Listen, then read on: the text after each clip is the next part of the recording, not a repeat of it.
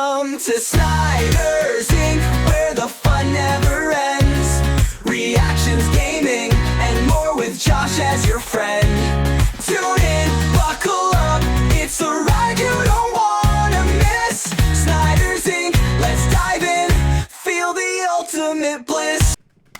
Hello everybody, welcome to Snyder's Inc. And today we got a video from Urbex Hill. He's usually an abandoned guy who explores abandoned places. That's how you do it. God, my brain's not been there. I filmed videos for other channels and my brain's just not working. Anyways,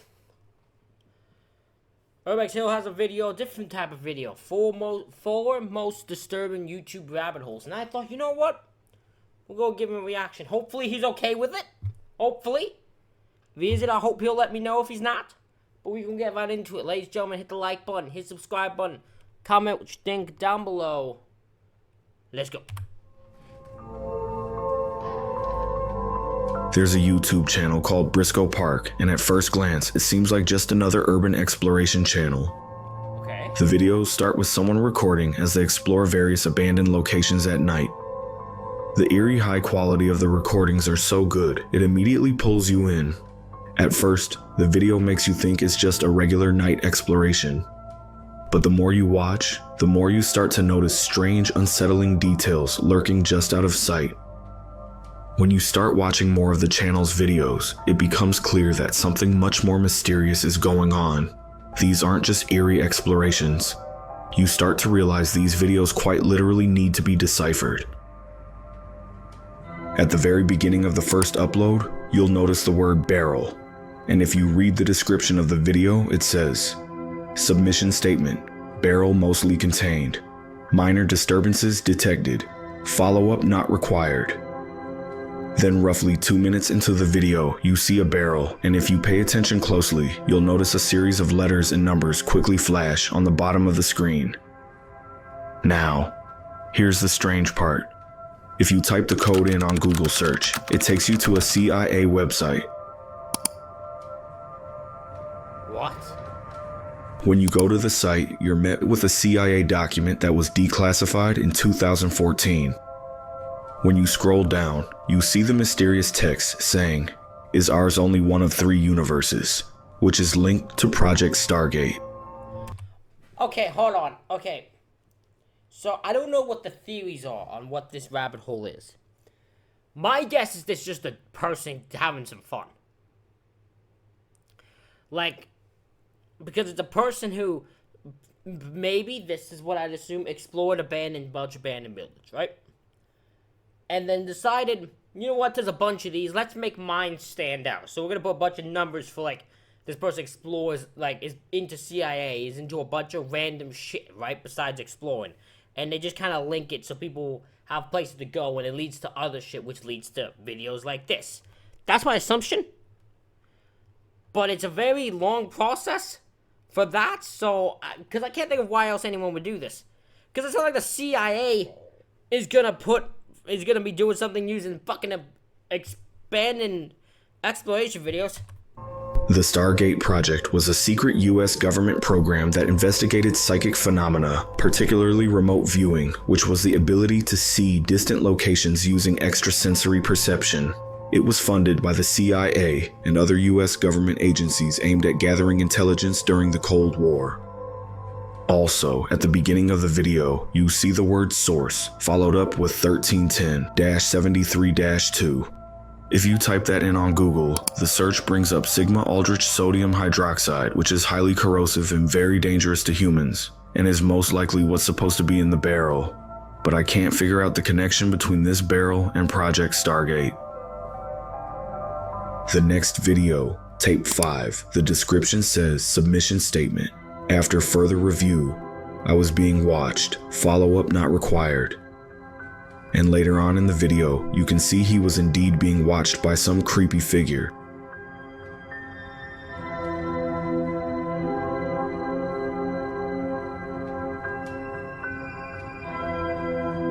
Tape 6 is one of the most insane videos I've seen in the channel's collection.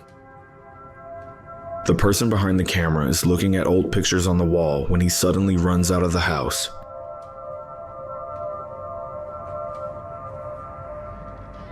You can see a white figure in the window.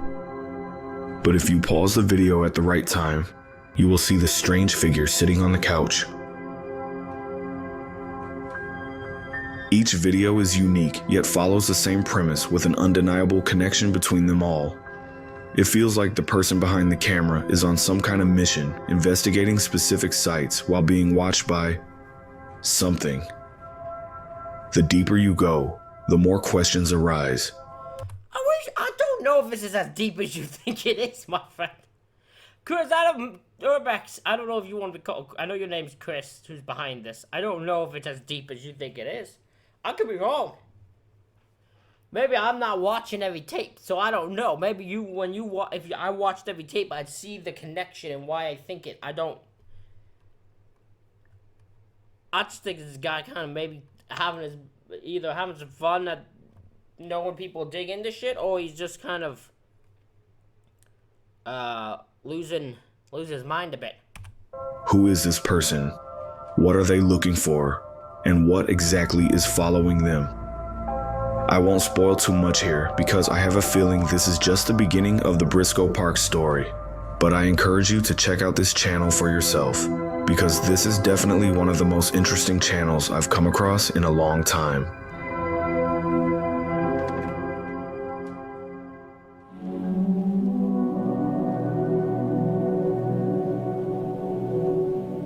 In June of 2018, a man named Alan Tate who lived in Ammanford, Wales, posted something disturbing he and his wife discovered underneath their home. The post read, "Back in June 2018, we were up late working, and I went to make a coffee when I noticed there was an odd noise coming from the empty house next door. It was around 2:30 in the morning, so we went into the alleyway that separates our house from the one next door.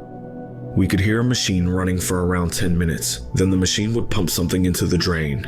We lifted the drain cover and the fumes were very strong. Our eyes watered and our noses started running instantly. We left the cover off and watched and listened from an upstairs window. We watched and listened for 30 minutes and the machine would run and then pump a strong smelling liquid into the drain. In the 30 minutes we watched, the cycle was repeated 3 times. The fumes were very strong, so we closed the drain lid. We reported the incident to the police, but they were not interested. So we bought a recorder on eBay and made recordings from different places until we were fairly sure where the noises were coming from. The noises seemed to come from underneath our basement. Alan then dug a 1.5 meter hole in the basement where the sounds were most pronounced and left a recorder inside. And what he recorded next was absolutely terrifying.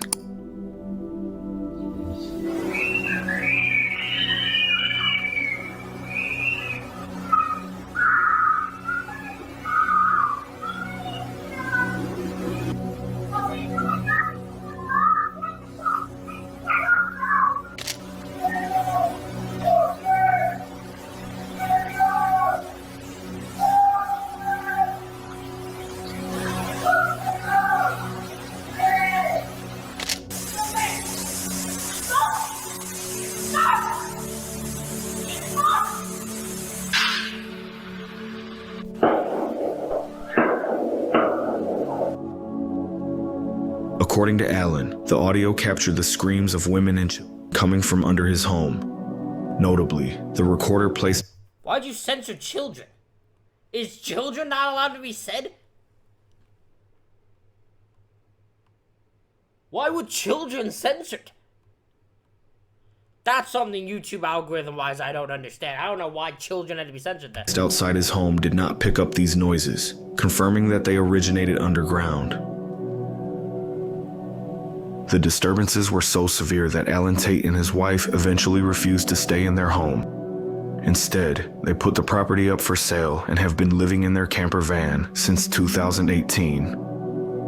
When Alan reported the issue to the police, he claimed they offered little to no assistance, prompting him to share his story with various news outlets.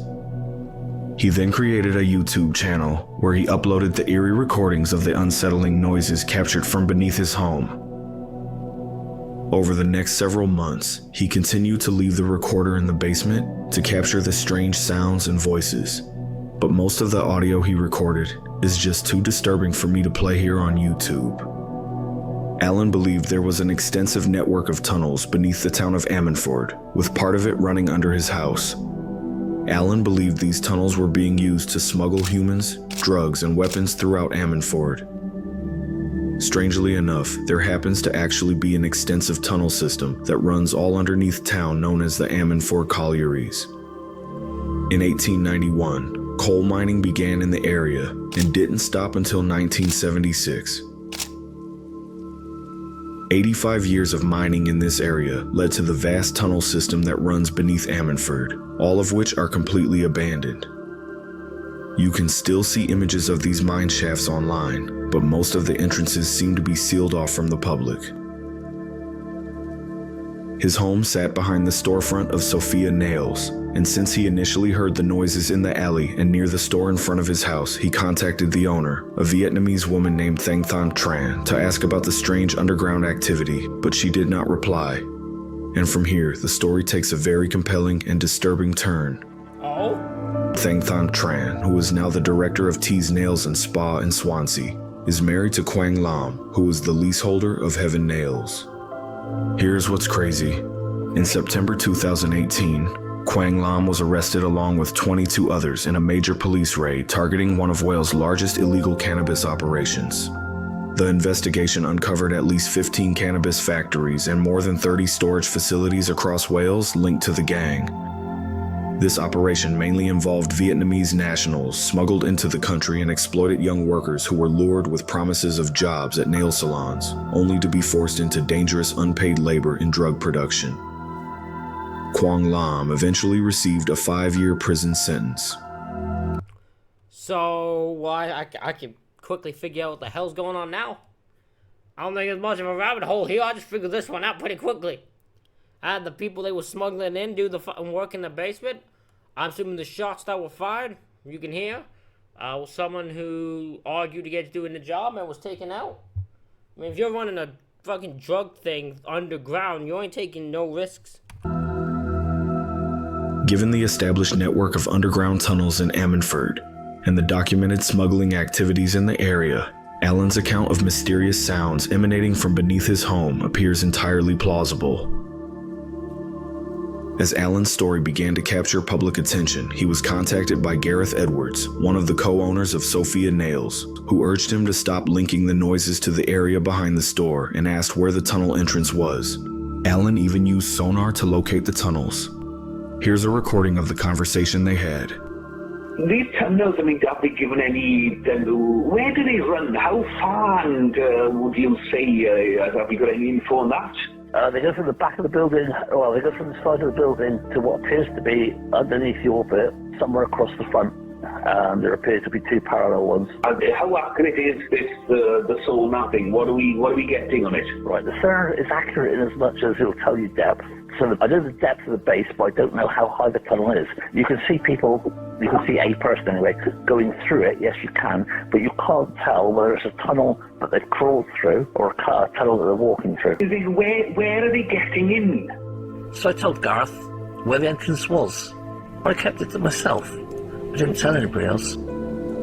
He told Gareth that he believed one of the tunnel entrances was located in an overgrown garden next to Sophia Nails. Shortly thereafter, someone cleared out the overgrown garden. A photograph of the garden taken by Alan revealed a set of displaced bricks in the wall, hinting that a hole was once there and was now poorly covered up. Alan then shared a very compelling video he recorded from the hole he dug in his basement. It shows light filtering through a crack, potentially from the tunnel where the mysterious sounds originated. Right, shine it right where we are. Come a bit more to the left. Let me see, turn light off again. Let me see, best angle is to get it. Right, pass me a torch. Oh wait a minute, I've got my own one yet.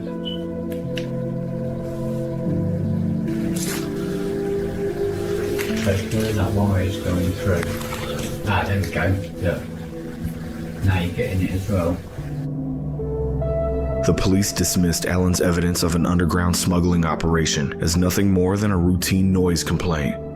According to Alan, when the authorities investigated, they didn't even take the time to enter his home or inspect the premises at Sophia Nails. What I find particularly odd is that every media outlet that initially covered Alan's story about an illegal drug operation beneath his home has since removed their articles. Today, the only remaining reports concerning the mysterious noises underneath his home are claims of hauntings or ghosts, which only seems like an attempt to discredit Alan's story. Alan has since revealed that he was personally contacted by the police, who pressured him to halt his investigation into the underground activities. Forced to end his search for the truth, he subsequently took down his website and deleted his YouTube channel, where he had been sharing his findings. On August 31st, 2024, Sophia Nails burned down, and the cause of the fire was unknown. At the time of the fire, the shop had been vacant for a while. As of now, Alan's former home sits sealed up and abandoned, protected by CCTV cameras, warning everyone to not enter the property. All of this makes me wonder, what were those disturbing sounds under Alan's home? Yeah, because if there were drug smuggling or some type of smuggling, why do police want that kept secret? Because you arrested everyone in it. If it's drug smuggling specifically, you arrested 20 people in it. So if there's evidence there's more, why would you not want it? Like, I'm very confused by this. I'm very confused what's being kept hidden in there. What is being kept hidden in those tunnels that the police doesn't want anyone to know about? Home. And will we ever actually find out what's going on in the tunnels beneath Ammanford?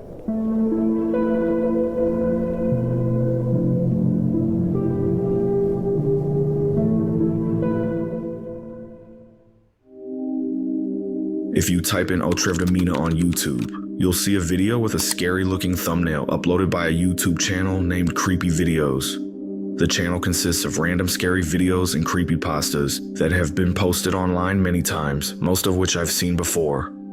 But this one was completely new to me.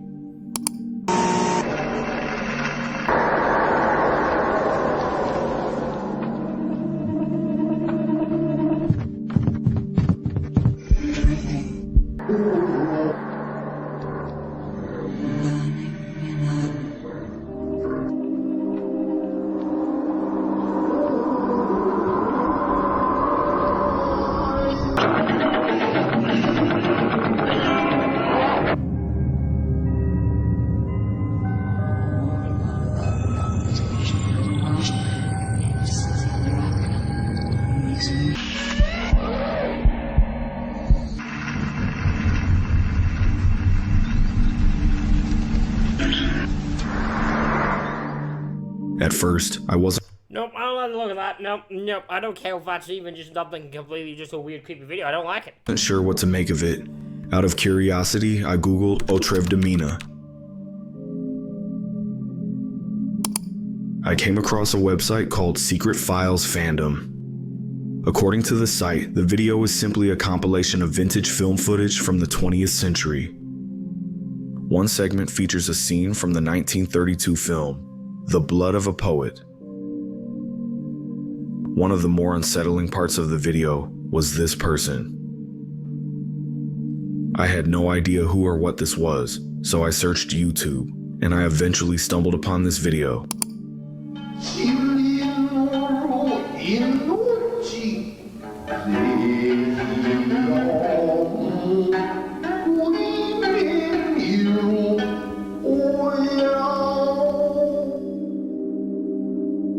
It turns out it's footage from a famous Japanese dancer named Kazuo Ono. He was the founder of the unique Japanese dance style called Buto, and this is him performing his piece called The Dead Sea. The video was originally uploaded on May 25th, 2011 by a now deleted channel named Japan Pride 1000, but someone made a re-uploaded version of the channel that contains some of the original videos in case you're interested in seeing more.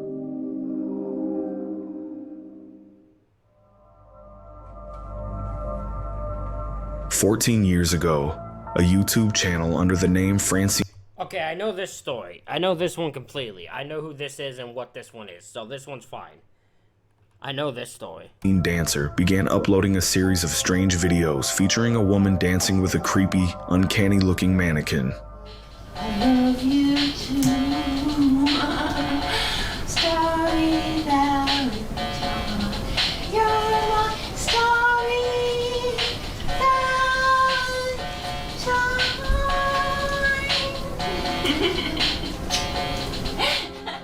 At first, this may seem innocent enough. I mean, it's just a woman dancing with a mannequin.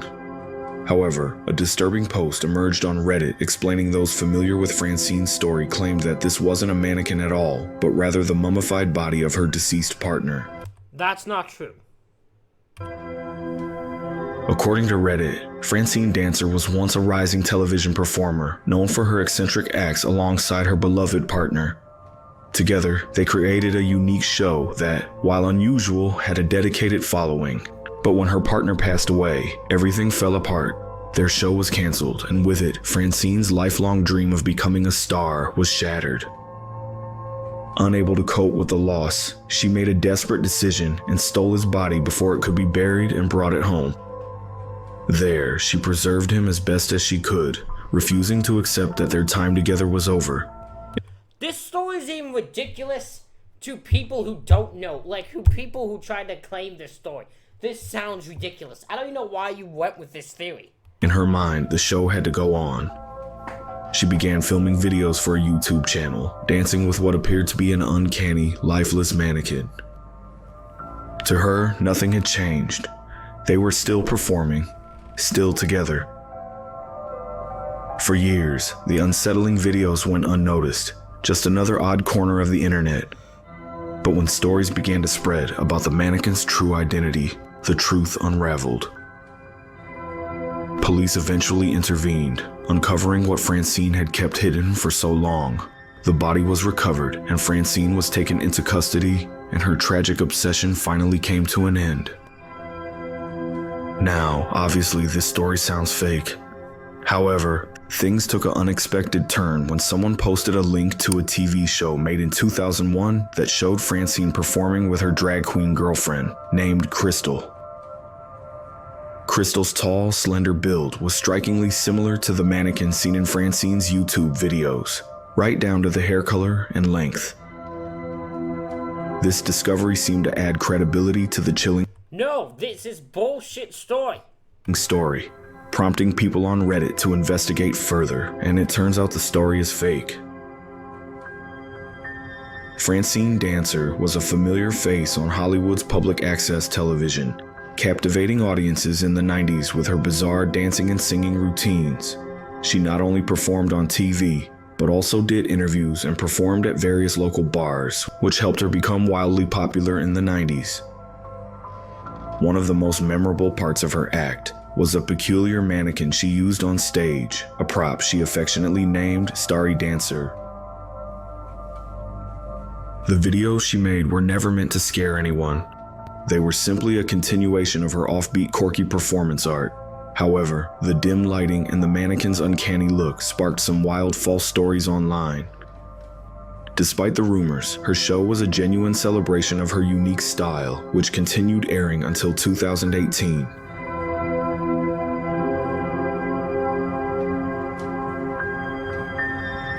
Alrighty. Ladies and gentlemen, that is it for this reaction video. Let me know what you think in the comments, the like button, and subscribe button. Thank you all for watching, and I'll see you all for the next one.